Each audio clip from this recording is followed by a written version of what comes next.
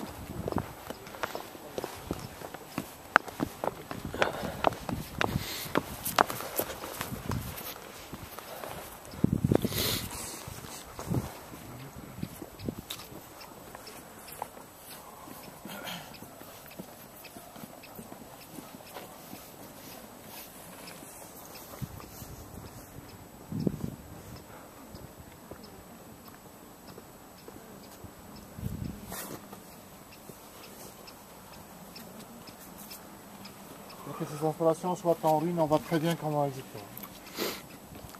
Là, on voit les escaliers qui n'ont pas été détruits. Les déportés étaient amenés à ces escaliers. Ils devaient descendre par ces escaliers pour se trouver dans cette grande pièce au sous-sol. Vous voyez une pièce propre, bien éclairée, les murs étaient gris. Vous voyez dans cette pièce de deux côtés tout le long du mur, des porte-manteaux et des bancs en bois. Quand ils descendaient, il y avait des gardiens qui, là, leur faisaient se déshabiller. Laissaient bien toutes leurs affaires. Il leur disait encore qu'ils allaient passer par le douche tout à l'heure, tout de suite. Il leur disait encore, pour les calmer, de bien ranger leurs affaires, de ne pas oublier les numéros du porte-manteau pour pouvoir les bien récupérer après. Principalement, d'après ce que témoignent certains survivants des Sonderkommando, tout se faisait encore. Parfois, il y avait des femmes juives qui ne voulaient pas se déshabiller devant les autres. Parce que c'était impensable de se déshabiller, de rester nu devant les autres. Alors dans ce cas-là, ces gardiens n'étaient plus polis. Parfois, ils donnaient des coups. Et après, quand le déporté était nu, il devait sortir de cette pièce pour passer par là, pour passer par un petit couloir pour rentrer à la chambre à gaz.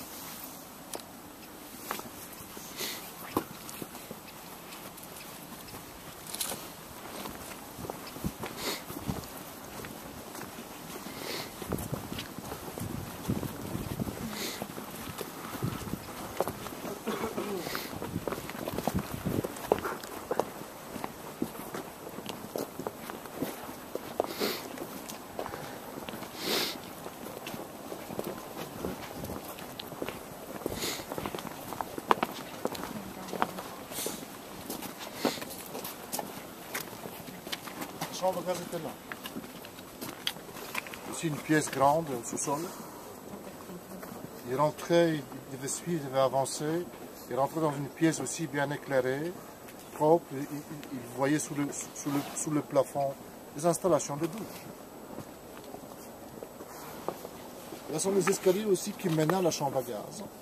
Mais ils étaient réservés seulement aux officiers SS, surtout aux médecins SS, qui chaque fois surveillaient les gazages. Chaque fois quand il y avait un gazage, un médecin SS descendait par ces escaliers pour entrer, pour se trouver dans le même couloir par lequel passaient les déportés. Ils les voyaient passer. Ils attendaient que que la chambre à gaz soit pleine. Et quand on versait, quand on a versé des granulés par les ouvertures dans son plafond, des granulés de cyclone V, il ouvrait le judas dans la porte d'entrée, il regardait ce qui se passait, il observait ce qui se passait. Chaque fois c'était comme ça. Quand il voyait au bout d'une vingtaine de minutes que tous étaient morts, il faisait ouvrir la porte d'entrée de la chambre à gaz. Et les détenus des Sonderkommando qui étaient dans chaque crématoire devaient descendre. Les uns devaient descendre, on leur faisait sortir les corps de la chambre à gaz, ils devaient les sortir, ils devaient les mettre dans une espèce d'ascenseur de monte-change, quelques 14-15 corps, et avec ces corps, ils les transportaient au crématoire. Les ruines qui sont là à gauche sont les ruines du bâtiment du crématoire. Il y a une grande salle de four. À côté, ce sont les escaliers qui menaient au bâtiment du crématoire. Juste à l'entrée du bâtiment du crématoire, il y avait une pièce où les détenus du même commando spécial devaient couper les cheveux au corps des femmes, devaient arracher les dents en or, devaient enlever encore les montres, les bagues, les boucles d'oreilles à tous les corps. Un autre crématoire, de l'autre côté, et à part le four qui servait à brûler les corps, il y avait un autre four pour fendre l'or dentaire sur place. Et les détenus du même commando spécial devaient emmener les corps à la salle de four et les brûler dans les fours crématoires. Il y avait 5 fours crématoires à 3 creusets chacun. Ces détenus, comme je vous ai déjà dit, ils ne pouvaient pas se contacter avec les autres. Donc, les escaliers qui menaient au grenier du bâtiment du crématoire, c'est là où ils devaient dormir. Il y avait des équipes de jour, des équipes de nuit. Et tous les quelques mois, ils étaient gazés aussi. Ils savaient, ces détenus savaient ce qu'ils allaient faire et ce qu'ils allaient devenir du premier jour quand ils étaient amenés.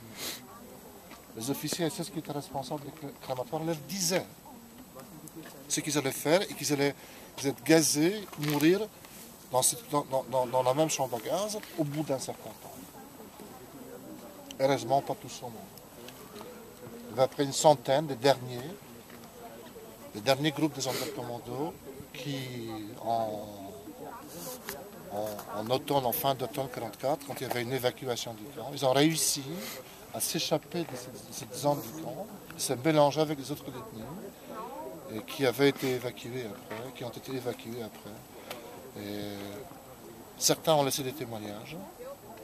Le témoignage tout récent qui est apparu en France aussi, en version française, c'est le témoignage d'un survivant des Sonderkommando d'Auschwitz qui vit toujours à Rome, qui s'appelle Shlomo Venezia, qui est un juif d'origine grecque, qui était à l'autre crématoire là pendant 6 derniers mois.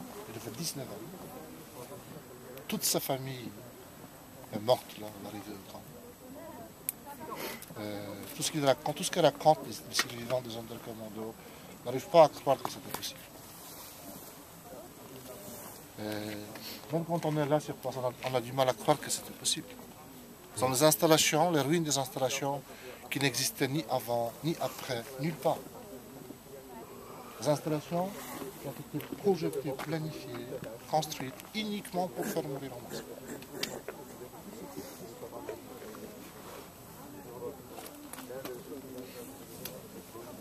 De l'autre côté de la voie ferrée était la même installation qu'ici. Nous allons passer tout à l'heure dans le bois plus loin. Il y avait des autres chambres à gaz à commission. Presque toutes sur la même ligne, derrière les camps.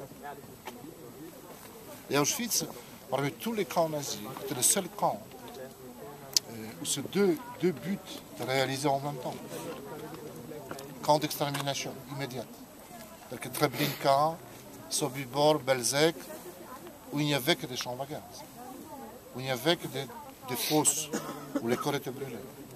Il n'y avait presque pas de baraquements. Il n'y avait presque pas de détenus.